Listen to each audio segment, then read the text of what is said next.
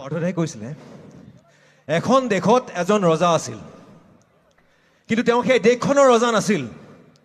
তেওঁৰ ওচৰত কোনো সিংহাসনো নাছিল, না তেওঁৰ ওচৰত এখন তৰোৱাল আছিল, না অজস্ৰ মণি মুকুতা।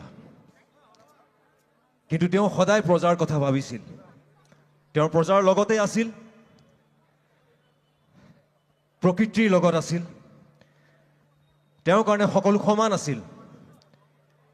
ধনী দুখীয়া, জাতি ধৰ্ম, ডেকা বুঢ়া,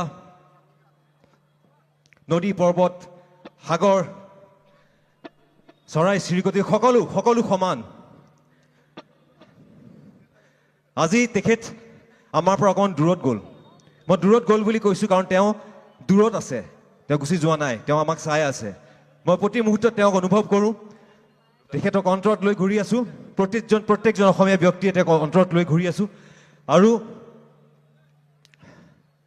তেখেতে কৈছিল, ইউক্লিপ্টাছ গছৰ দৰে ওখ হ'ব খোজোঁ মই, চিৰদিন চিৰন্তন আকাশ চুব খোজোঁ মই। তেওঁ এই ইউক্লিপ্টাছ গছজোপাত দিনক দিনে বাঢ়ি গৈ আছে। যিমান দিন হৈছে তেওঁ আমাৰ অন্তৰত আৰু সোমাই গৈ আছে আৰু যুগ যুগ ধৰি সোমাই থাকিব। মই নিজকে সৌভাগ্যৱান বুলি ভাবোঁ, যিহেতু